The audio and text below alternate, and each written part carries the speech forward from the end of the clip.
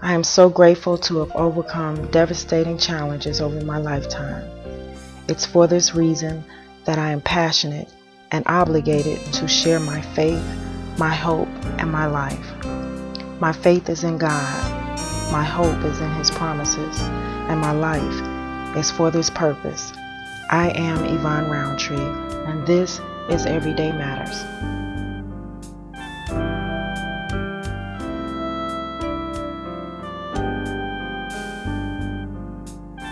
The topic of bullying has been discussed far and wide, and the question remains the same.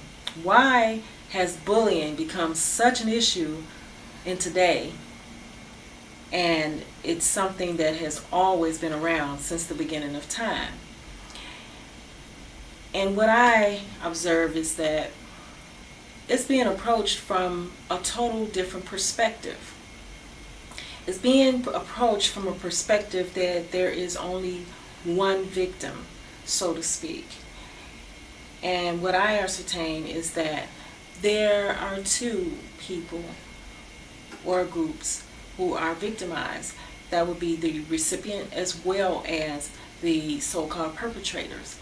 And that is because in all of my experience and training in working in law enforcement and community services as well as in education, I've seen how the problem is that children or young adults however, they are always acting out bullying based upon their own weakness.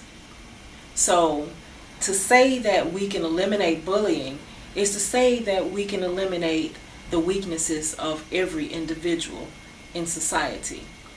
That won't happen. So our approach has to be from the perspective of strengthening the weaknesses of individuals. And that's where social emotional learning comes in. Social emotional learning deals with how bullying affects us, or how our perceptions of our weaknesses affect us. Today we're going to talk to Sue Lau, and she's going to share with us how social emotional learning can address the issue of bullying. Thank you for joining us. People dying, children hurt, and you hear them crying. When you practice what you preach and what you turn the other cheek. Father, Father, Father, help us. Send some guidance from above. These people got me questioning. Where is the love? Where is the love? Where is the love? So we saw Columbine happen, where children that had been bullied for a long time and adults hadn't really been aware of it began to strike out and pushed over the edge. Right, pushed over the edge, began to kill each other, hurt each other, and this began happening in a number of schools. We saw bullying escalate, and it's still escalating today. And as I said, depression was becoming more of a problem, and mental illnesses among children were becoming more recognized. So really our children were crying out to us and saying they needed help. Mm-hmm. And so people in education and people in mental health and other venues began to realize that we needed to do something important to help children. So as I said, people were really seeing that children needed help. And in Illinois, a group of educators, mental health professionals, and other organizations, people that work with children. So we began to do some work around identifying what could help children and looking at social and emotional learning skills, which if we teach children those kinds of skills, we find that it prevents at-risk behaviors among children. So in the early 2000s, people began to put together what are called social and emotional learning standards for education, which means that teachers and educators, administrators, are now in the state of Illinois required to teach social and emotional learning skills to children. And when we think about what are those skills, they're skills that help children learn to identify their emotions, to process their emotions, so that they don't act out in risky behaviors. They learn communication skills, listening skills, confrontation, de-escalation, so that they don't have conflict with their peers and conflict with their teachers and other adults, so that we find that in the classroom there's less disruption going on, so there's more time attended to academics because children have processed some of the stress in their lives and the conflict in their lives, and they're better able to attend to what they need to be successful in school and in life. They also learn how to make decisions and how to set goals for themselves. So there are entire curriculums based on that. So Illinois took a really important step, and what this group of task force did under the Illinois Children's Mental Health Partnership was to put in place standards, as I said, for teaching these skills to children. So around 2003, the Children's Mental Health Act of Illinois was passed, and under that act, these standards were developed. And then around 2006, schools had to write a policy for teaching social and emotional learning skills to children, and they are required to do that today. And then in 2007, the state of Illinois developed a grant that was given to schools in Chicago and throughout the state in order to have training and coaching so that they could learn, the adults in the school could learn how to model the SEL skills for children and to teach the skills. Because we find that when we teach the skills and that's all we do, it's kind of a rote sort of learning. And what we really need to do is adults have to model the skills for children. Because that's how they learn, from Yes. their family members and the environment that they're in. So that makes sense. Exactly, Yvonne, and that's just how our brains work, especially in the social and emotional realm, that they need to really see that behavior modeled. And so really good teachers know how to do that. Some teachers are naturals at it, but a lot of us have to learn that. You know, and we oftentimes when we grew up, we didn't learn those skills in an intentional way. It was kind of just that, you know, if you were lucky, you picked it up from your parents, and if you weren't, you didn't. And, you know, you kind of stumbled along and learned things as you went along, but maybe not the best kinds of behaviors. Yes. And so, I mean, I even found in my adult life, I still needed to work at times with a therapist even to help me overcome some of the conflict and the dysfunctional behaviors that I had picked up. Yes. So we're trying to prevent kids from having to do that much, you know, and to teach them the skills from kindergarten through grade 12 so that they come out with some advantages and really being able to deal with a much more complex society. One of the things I was going to say is just actually SEL is coping skills. Right. And because when you talked about the natural process of us learning these things as we're growing up, and the lack of it, you know, it should be incorporated. It should be incorporated into our everyday life and applied to our everyday issues. But for some reason, like you said, that we have a gap and absence of this being taught, and as a result of it. So what we're seeing now is that because of the culture that we're in with our youth, all of the violence and the disruption in their education, now we see a lot of alternative schools and just charter schools and different ways of getting education now more than ever because of the lack of the social skills that they learn, or we've learned, as you say, because we have often had to use therapists to work through our issues because we didn't properly process things. And you're so right about the coping skills. I mean, and that's what we call them, really. It's good mental health. The definitions of mental health and social and emotional learning are very similar. In fact, if you don't mind, I'll just read the actual definition of social and emotional learning. SEL is the process of acquiring the skills to recognize and manage emotions, develop caring and concern for others, establish positive relationships, make responsible decisions, and handle challenging tasks effectively. And that was from CASEL, the Collaborative for Academic and Social and Emotional Learning. And so the definition of mental health is that it is the successful performance of mental function resulting in productive activities, fulfilling relationships with other people, and the ability to adapt to change and to cope with adversity. So there's that word again, coping.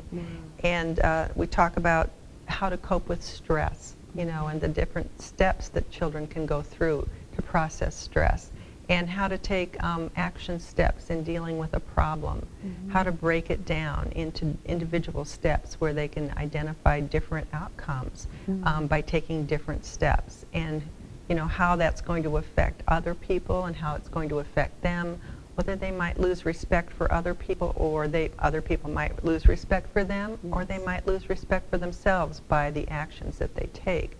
So ethics is a big piece of it too. I was just going to refer a little bit to a very nice chart that Castle put together about social and emotional learning skills, just to kind of categorize some of those skills. Okay. The first group of skills really deals with ourselves. So self-awareness is the first kind of group of those SEL skills, and that's recognizing your own emotions and values as well as your own limits and your strengths, and who you are as a person. Negative things do happen to everyone. Yes, they do. Another SEL skill is self-management. So being able to manage our emotions and behaviors in order to achieve our goals ultimately, to make a difference in our lives, and that's what we all want to do. We all want to be able to achieve something and realize our goals. And then several of the other skills deal with other people in our lives. Social awareness is really showing understanding and empathy for others. And the curriculums that deal with SEL start out with empathy.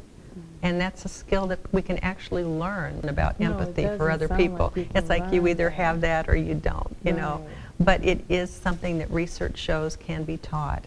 And research shows that all these skills can be taught. And then relationship skills, forming positive relationships, being able to work in teams, and being able to deal effectively with conflict. So that's dealing in our relationships with others with some very, tricky things that we have to deal with. And especially when we're out working, we want to prepare kids now. The Common Core standards are to prepare kids for college and for achievement in the workplace. And so we want to be sure that children are able to work in teams, to facilitate group work, to be able to give and take and share when they're working. Because as we all know, a lot of us, leave jobs not because we can't do the job or the technical skill, but because of interpersonal relationships that maybe keep us from doing our job or keep us from meeting our goals. So we want to teach kids how to cope with that. And the 21st century skills, this was a study that was done called the 21st Century Study, which a lot of adults were surveyed about what are the skills that we want our children to know in the 21st century. And it turned out they listed a lot of skills, and they all turned out to be SEL skills and teamwork, those kinds of skills that we need in the workplace. So we're right on point. Yeah, this is really something that research has shown is not an add-on, it's not the fluff, it's not the extra, it's the core of what we need to be teaching our students. And when I'm listening to you, that's what I hear. This is the core. It is actually the resolve to all of the dilemmas that we see in society. It is. It's the resolve. It gives me chills to think about it when you say that. It sounds so simple. Yeah. But yet it's so complex because, like it you is said, complex. if it's not intentionally taught, then it's missing, and then you get all of the other It's the components. hardest thing to do. I mean, we can learn to do a lot of skills and a lot of technical things, but the hardest things are the people relationships and to make those successful. And if you're married, if you're a mother, just any relationships that you have, that's true, not just on the U.S., but globally. So, and every job, there's ethics attached to every job, and we need to make sure that kids realize that and that that's important to them, what's right from wrong. To be able to teach those things. So how do we get kids to acquire these skills? Like we said, modeling, teaching the lessons, Okay. giving them practice, Mhm. letting them do role plays, having them do journaling. These are some of the activities that help build the skills and build the memory of the skills internally, so that we're able to call them up when we really need those skills in the Yes. moment. Yes. And even giving kids practice in the moment, on the playground, in the cafeteria, making those situations where adults are modeling the skills and working.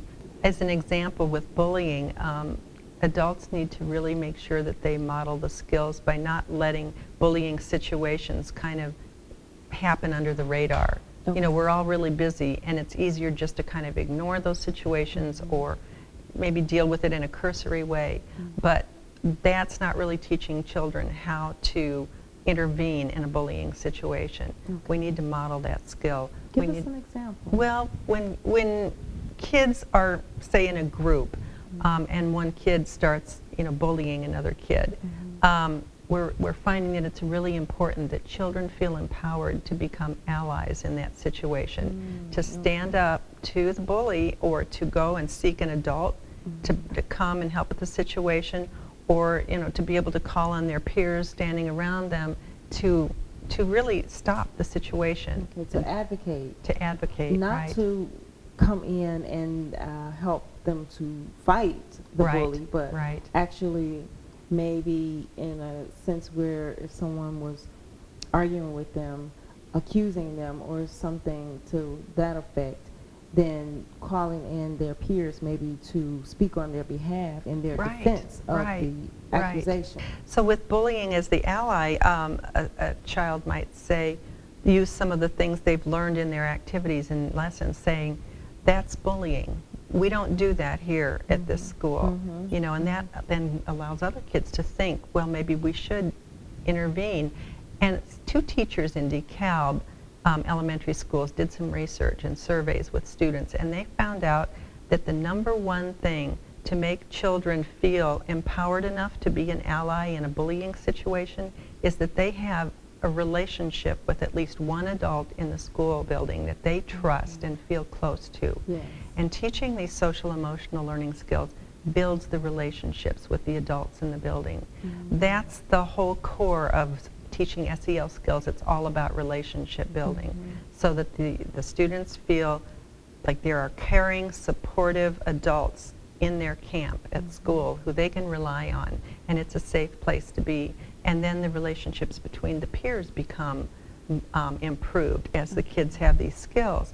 We found in Chicago schools over the last 4 years, I worked with about 20 different schools, elementary K through 12, and we found that every year CPS does the My School, My Voice survey of students, and it's an attitude survey on school climate. Yes. We found after 2 years of teaching the SEL skills to students that the relationships, the link between teachers and students was strengthened significantly. And that's really the first thing that happens. It's that adult-child relationship begins to strengthen, and students feel more connected to school. Okay. And then after that, the peer-to-peer relationships begin to improve. And what we see is the more severe infractions that are happening, the physical fighting and bullying, those begin to diminish, and maybe the infractions fall into the less serious categories. Maybe there's still a number of infractions, but they're in the less serious categories. So those are the first inklings that we get that things are beginning to change, but it usually takes 3 to 5 years. You'd be surprised that when students come to us, how they don't know how to have relationships. They don't know how they operate. They don't know how they're supposed to relate to adults, as you said, Right. or to each other. And so now we want to know, as parents, how do we teach our children? And is there ever a time when, if we didn't teach them when they were younger, how do we teach them as teenagers? Exactly, that's so important. And we find that parents are a huge key to making this work. So parents can do a number of things to reinforce what's happening at school. Teachers can send home homework that the parents can work with the students on in terms of building relationships and identifying skills. Initially, we want to let parents know what SEL is, like I've talked about before. So the Illinois Children's Mental Health Partnership put together a really nice brochure called Raising Caring, Confident, Capable Children. Yes, I love that one. That's one of my favorites. And it gives the 5 skills, it tells what they are, and then it has a parent contract in which there are 10 different things that parents can do to really help their kids learn the skills and to model the skills for them. So I'd kind of like to just go through each one if it's okay. The contract says that I promise as a parent to, number 1, focus on strengths, so that when my children bring home a test and maybe they haven't done so well on that test, we don't immediately begin to talk about how negative how badly they've done on the test, but look at some of the things that they did that were positive, you know, and some of the strengths that they had, and then engage the child in saying, now what would you like to improve on this? You know, is there anything particularly, and not just criticize what was wrong. Yes. Another thing is you can follow up with fair consequences for misbehavior. Sometimes, and I did this with my sons, I thought, you know, the more the better. You know, if they've done something wrong, then I should take TV away for a month. Well, that sure didn't work because it just wasn't going to last, you know, from my standpoint as well as theirs. Yes. So consequences have to be realistic. Yes. And that's a big one for us as parents. yeah, Making the yeah. consequences realistic, because we're so quick to say something just out of reaction. Right. Knowing good and well, you know, who's going to watch them not do Right, all these exactly. things? As soon as you turn your back, they're going to do it. Right, how are we going to carry that out? Right. And it's not going to be meaningful anyway. By the time a month's gone by, the child's forgotten what they've done. Right. You know, that was, and come up with something else. Exactly. So another way to deal with that is to engage the child in actually talking about what they did wrong, what they might do better next time, and how to do it better next time, and going through those kinds of steps that SEL teaches, and engaging them in actually what kind of consequences they should have. Okay, Sue, we are running out of time this time, but Sue will be back to help us to incorporate this initiative into our everyday life. And Sue will be available through email so that she can answer any questions for you, address anything that you may have her to address for you personally. And we thank you for joining us, and remember that every day matters. Thank you, Yvonne.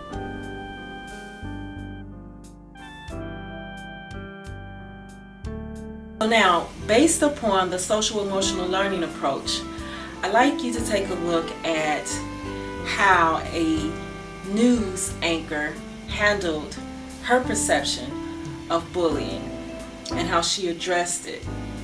Take a look. I want to take a moment to address a situation that has become a talking point in this community over the past weekend, especially on Facebook, that centers around me. On Friday, I received the following email from a La Crosse man with the subject line, community responsibility, and it reads as follows. Hi, Jennifer. It's unusual that I see your morning show, but I did so for a very short time today. I was surprised indeed to witness that your physical condition hasn't improved for many years. Surely you don't consider yourself a suitable example for this community's young people, girls in particular. Obesity is one of the worst choices a person can make and one of the most dangerous habits to maintain. I leave you this note hoping that you'll reconsider your responsibility as a local public personality to present and promote a healthy lifestyle. Now, those of us in the media, we get a healthy dose of critiques from our viewers throughout the year, and we realize that it comes with having a job in the public eye. But this email was more than that. While I tried my best to laugh off the very hurtful attack on my appearance, my colleagues could not do the same, especially my husband, our 6 and 10 anchor, Mike Thompson. Mike posted this email on his WKBT Facebook page, and what happened next has been truly inspiring. Hundreds and hundreds of people have taken the time out of their day to not only lift my spirits, but take a stand that attacks like this are not okay.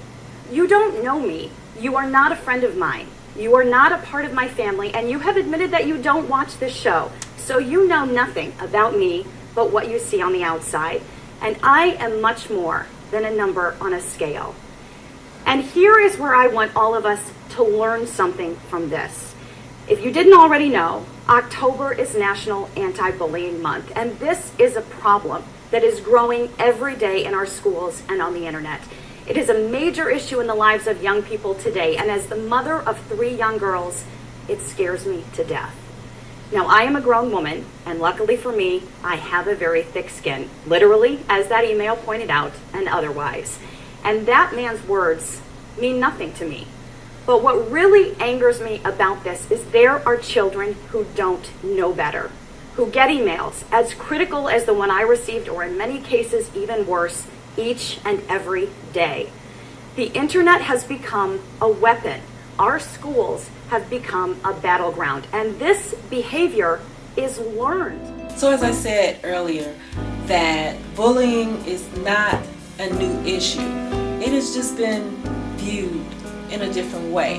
And in my opinion, it has been escalated because bullying has always existed, and because it has always existed and will always exist, it is more beneficial that we learn how to handle bullying rather than to want to eliminate bullying, because it's just a lot of energy that's displaced.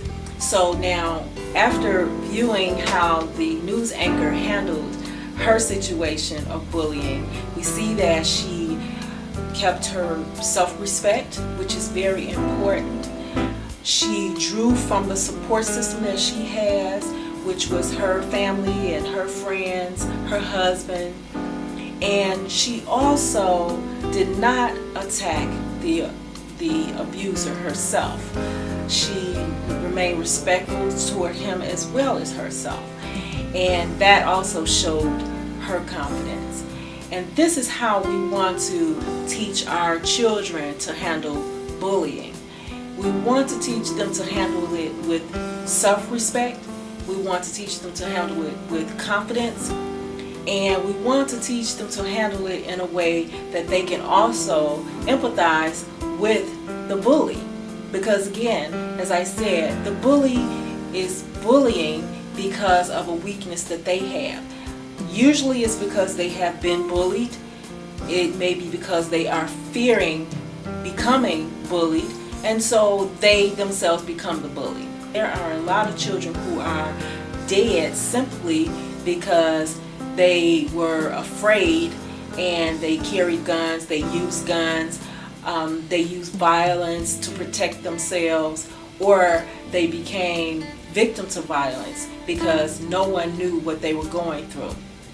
So I encourage you through this message to reach out and look at the situation of bullying from a different perspective.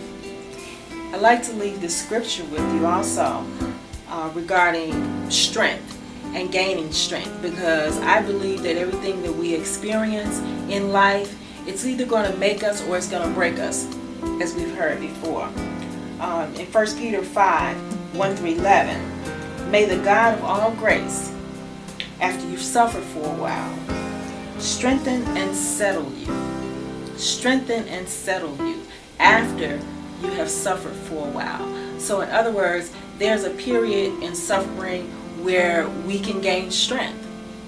And I pray that this message has blessed you. And until next time, to God be the glory.